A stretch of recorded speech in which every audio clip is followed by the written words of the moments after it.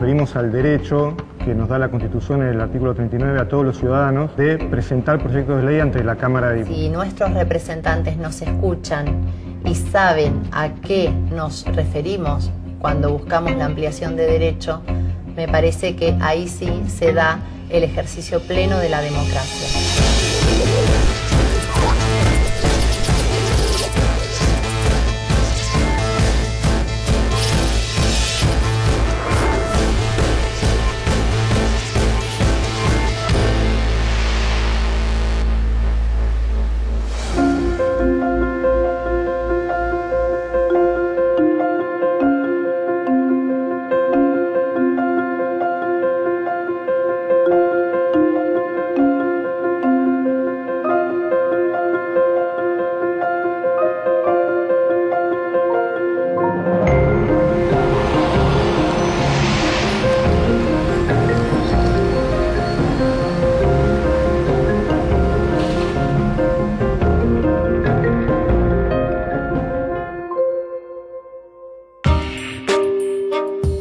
Antes de cualquier ley está su proyecto, una plataforma inicial sobre la cual los legisladores trabajan para llegar al texto definitivo. Para que ese proyecto de ley llegue al Congreso, existen varias vías. La Constitución Nacional reconoce el derecho de iniciativa legislativa como la facultad de senadores, diputados y del Poder Ejecutivo Nacional para presentar proyectos de ley. A partir de la reforma constitucional del año 1994, también particulares tienen el derecho a hacerlo, amparados en una nueva figura llamada iniciativa popular.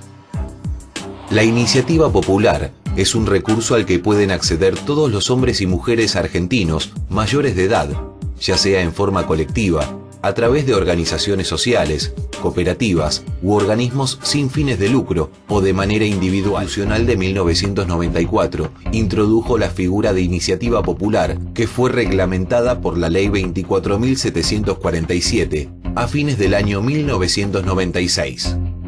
A partir de entonces, los ciudadanos tienen el derecho de presentar un proyecto de ley y el Congreso la obligación de darle tratamiento en el término de 12 meses. Todos sabemos que los ciudadanos, con nuestro sistema que no es una democracia directa, sino que es representativa, no pueden en forma directa presentar proyectos de ley. Solamente lo pueden hacer los miembros del Congreso, es decir, diputados y senadores, o el Poder Ejecutivo. Con la reforma del año 94 se introdujo esta figura traída de las democracias semidirectas y se le permite al pueblo que, cumpliendo ciertos requisitos, presente un proyecto de ley ante la Cámara de Diputados. Los proyectos de ley que nacen a partir de una iniciativa popular ingresan únicamente por la Cámara de Diputados y deben cumplir ciertas pautas.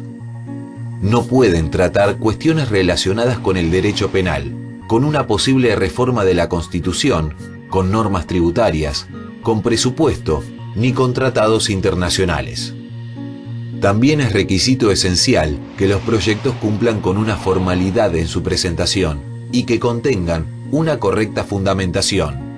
A su vez, los autores deben estar identificados con sus datos personales e informar cómo fue financiada la iniciativa. El defensor del pueblo debe constatar y verificar que el contenido de este proyecto se adapte al texto constitucional y a la Ley 24.747 antes de su presentación. Otra cláusula obligatoria es el apoyo de la sociedad a través de firmas. La ley exige que cada proyecto reúna el 1,5% de firmas de los inscriptos en el padrón electoral.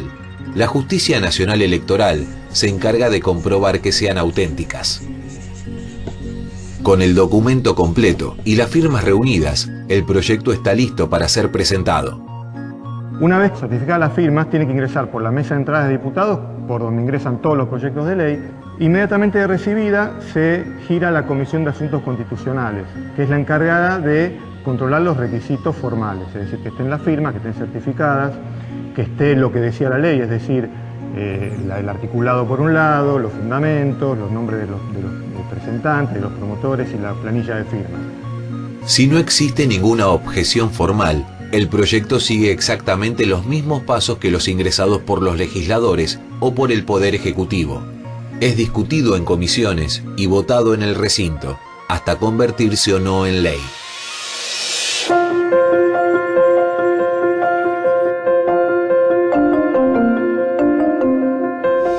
todo proyecto de ley, los presentados a través de iniciativa popular deben ser analizados en profundidad antes de ingresar al recinto para su discusión y votación final.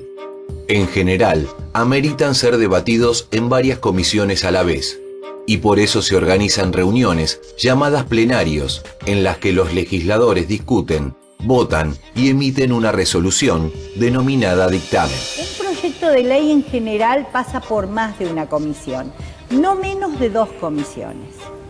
A veces 3 y hasta 4 comisiones. Puede haber casos en donde el presidente de la comisión entiende que hay que citar a alguna ONG, organización intermedia o a un ciudadano en particular para que esté en la comisión y para que exprese su opinión, lo cual también puede suceder. Para un análisis profundo del proyecto de ley, se pide la asesoría de especialistas y catedráticos reconocidos en cada materia.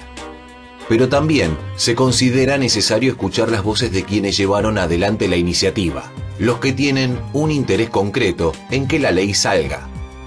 Ellos tienen el derecho de presenciar el debate y expresar sus opiniones. La responsabilidad del voto queda luego en manos de los legisladores. Lo que no pueden hacer, obviamente, es votar como los demás diputados. Es decir, pueden estar en las comisiones, pueden defender la iniciativa, pueden contestar preguntas, pero no pueden votar. Si bien el proyecto de ley no requiere necesariamente la mediación de un diputado o un senador, estos pueden decidir por voluntad propia encabezarlo desde su propio espacio político y así llevar la discusión al interior del recinto. Eso sucedió en el caso de la ley de muerte digna, que impulsada por ciudadanos y respaldada por legisladores, llegó a ser tratada en el Congreso. Allá por 2009 fue cuando nació Camila, mi bebé. Por una mala praxis, Camila sufrió hipoxia en el momento del parto, entonces sufrió un daño neurológico severo e irreversible. Los médicos no daban ninguna posibilidad de vida digna a partir de la situación sufrida. Entonces hicimos consultas con comités de bioética y todos afirmaban y confirmaban que no había posibilidades de reversibilidad del caso. Cuando le proponíamos a los médicos limitar el esfuerzo terapéutico, el retiro del soporte vital, los médicos decían que sería justo retirar el soporte vital, pero que no era legal. Fue así como me interioricé sobre una ley, que era la Ley de Muerte Digna, que ya estaba vigente en la provincia de Río Negro. Entonces dije, qué importante sería que esta ley esté vigente para toda la República Argentina. El proyecto de ley de muerte digna contemplaba que toda persona que padeciera una enfermedad irreversible, incurable y se encontrara en estado terminal o haya sufrido un accidente que lo colocara en igual situación, pudiera rechazar los procedimientos quirúrgicos de hidratación, alimentación y de reanimación artificial. Sobre esta base trabajaron los legisladores, adentrándose en un tema complejo por sus implicancias culturales, religiosas y médicas. Nos contactamos con un diputado nacional. Al poco tiempo de haberlo visitado en su despacho, se presenta en mesa de entradas ese proyecto. Ahí nosotros empezamos a llamar al Congreso día por medio, averiguando a ver cómo estaba el expediente, si había ya pasado a alguna comisión de salud para poder ser tratado. Cada una de las personas que han participado a partir de familiares que tenían situaciones como esta, hicieron que desde el Congreso se hayan conformado los equipos y que llevaron adelante a resolver este tipo de cosas. Los medios de comunicación lo tomaron como un hecho relevante y se puso en el tapete de la opinión pública este tema. Era muy positivo este intercambio con nuestros legisladores. Ellos escuchaban atentamente, tomaban nota. En Senado recuerdo que se hizo una audiencia pública donde se invitó a especialistas en bioética, religiosos, se invitó a gente que había pasado también por situaciones similares a la nuestra. 2 años de lucha dieron sus frutos. El proyecto pasó por comisiones que emitieron un dictamen y el 30 de noviembre de 2011 la Cámara de Diputados dio tratamiento a la ley de muerte digna. Tiene la palabra la diputada Vilma Ibarra. Muchas gracias, presidente. La llamada ley de muerte digna en realidad se vincula mucho más con un título tal como de vida digna. Nosotros estamos proponiendo acá el respeto a la autonomía de la voluntad para que cada persona pueda decidir cómo va a vivir hasta el último minuto de su vida. Quiero rescatar una frase de la Organización Mundial de la Salud que dice: la preservación de la vida a cualquier costo no es necesariamente la medida correcta, especialmente cuando el sacrificio personal es tal que el paciente lo encuentre inaceptable.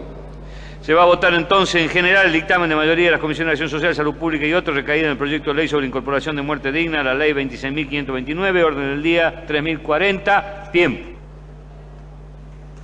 La votación resulta afirmativa en general. Estuvimos presentes en el recinto junto a otras mamás. Fue realmente conmovedor escuchar las exposiciones de cada uno de los legisladores. Una vez aprobado en la Cámara de Diputados, el proyecto de ley de muerte digna se giró al Senado, donde se aprobó el 9 de mayo de 2012. El Poder Ejecutivo promulgó la ley 15 días después. Pero todavía faltaba un paso más para que la ley entrara en vigencia y pudiera cumplirse: la reglamentación. Solo el Poder Ejecutivo tiene la facultad de reglamentar una ley. Esto significa explicitar el modo en el cual la norma debe ser aplicada. En algunos casos el Ejecutivo demora en hacer las reglamentaciones pertinentes y por eso muchas veces son las organizaciones las que presionan a que el Ejecutivo, tanto en la provincia como en la Nación, pongan las leyes con la reglamentación pertinente para que se pueda llevar adelante. Cuando nosotros como familia hablamos con los profesionales de la salud que atendían a Camila, le pedíamos que ya la ley estaba en vigencia, ¿qué más necesitaban? Y no tenemos la reglamentación, decían, como que de algún modo tenían algo más para negarse a llevar a cabo la desconexión del respirador artificial. El 5 de julio de 2012, casi 2 meses después de su sanción, la ley 26.529 de muerte digna fue reglamentada. En ella se establece el derecho a aceptar o rechazar determinadas terapias o procedimientos médicos o biológicos, como así también a revocar posteriormente su manifestación de la voluntad. Esta ley, como todas las leyes nacionales, debió ser tratada en cada legislatura provincial para cumplir con el sistema de autonomía de las provincias, quienes deciden adherir a la ley o sancionar una propia con los cambios que resulten pertinentes.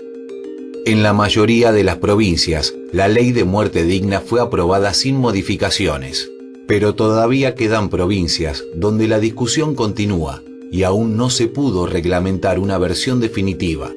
El caso de Camila se trató en la ciudad de Buenos Aires, donde la ley tiene plena vigencia. Los médicos ahora tenían esta herramienta legal que exigían cuando nos pedían un recurso de amparo, ahora tenían una ley nacional. Entonces, de algún modo, ellos estaban amparados para hacer lo justo y lo correcto. Finalmente, se limita el soporte vital y Camila parte dignamente.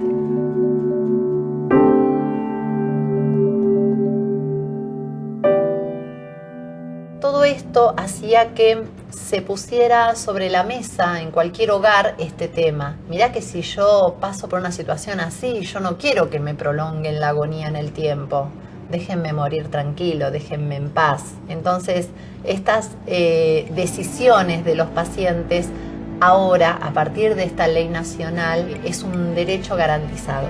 La ley es un paso importantísimo para la sociedad en particular y en general, que buscaba decisiones claras como para que se pueda llevar al fin de la vida o de la muerte de cada una de las personas.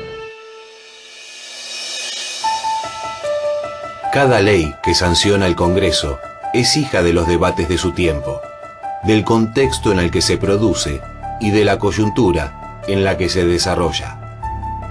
Los proyectos de ley impulsados por iniciativa popular no son la excepción. Algunas propuestas harán avanzar a la jurisprudencia de manera positiva. Otras pueden generar un retroceso en los derechos conquistados.